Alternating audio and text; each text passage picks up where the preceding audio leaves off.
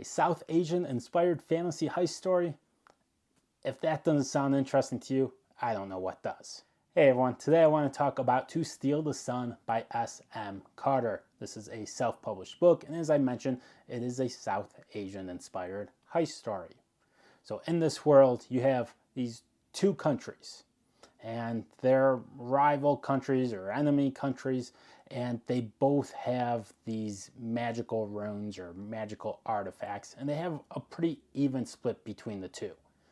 So because they have an even split, neither country is strong enough to conquer the other, and as a result, they act as deterrents and prevent the two countries from even starting a war. So very much like nuclear bombs in our current age and in the Cold War, that one country attacking another basically means both countries are going to be destroyed. So no one's willing to make that move.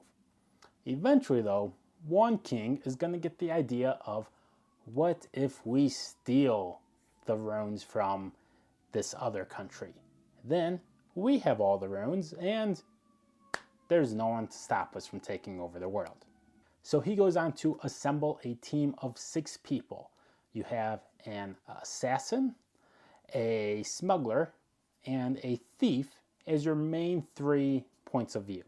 Now you have 3 more characters, which is going to be one of the king's advisors, a knight, and then the smuggler's assistant or apprentice, I guess you could say. So that's your team of 6 that are going to steal the runes from the other country.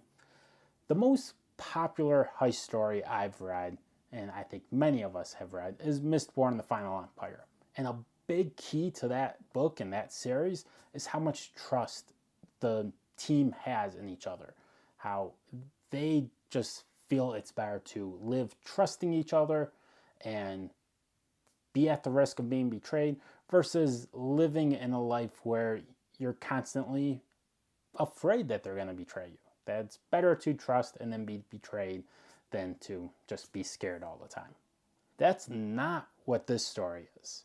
That team in Mistborn, they all knew each other really well and their skills complemented each other, and they truly were not just a team, but they were friends. In this story, none of them really know each other, and they don't trust each other at all, but they have to figure out how to work with each other.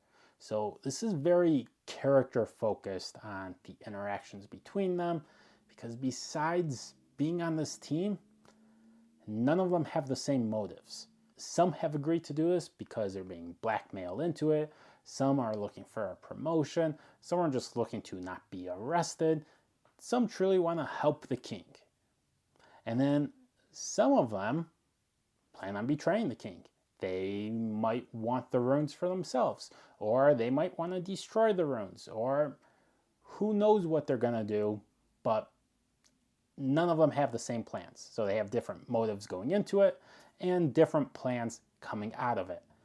So agreeing to work together to try and get the runes, and then if they're successful, what are the ramifications? Depending on who actually gets control of them, the world's going to go in a different result. If they get destroyed, well, half the runes just got destroyed. If one person uses them, well, now this single person is as strong as a whole other country and stronger than the other country. If they bring it back to the king, well, now that country can completely dominate the world. So whatever happens is going to have major ramifications on this world.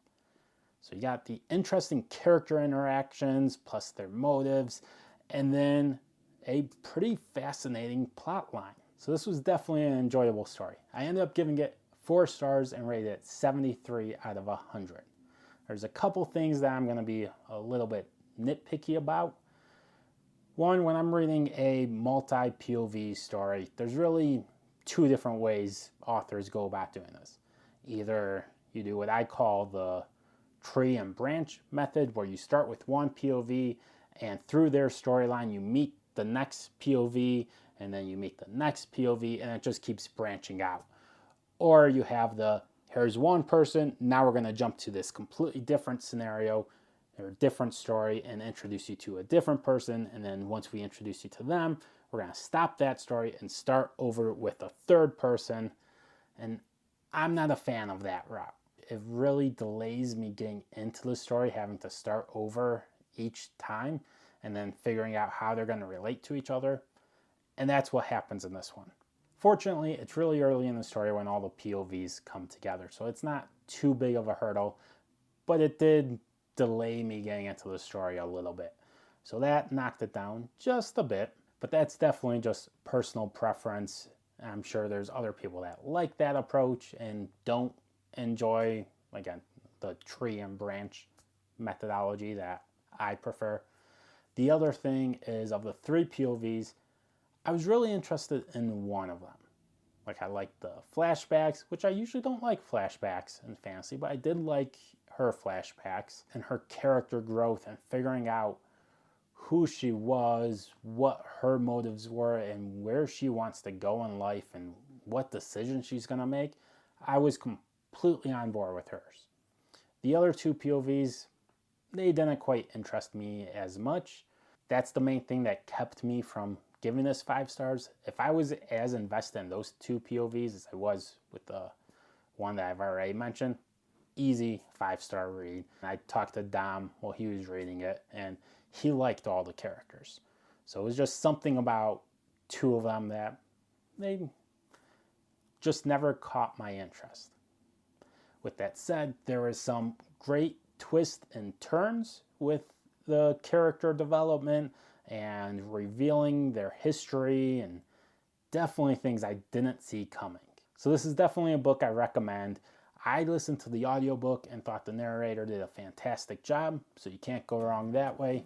So that's my quick review of To Steal the Sun. Let me know in the comments if this is one you've already read and what you thought, or is this one that you're interested in reading? If so, let me know. I'm looking forward to hearing what you all think. And until next time, bye.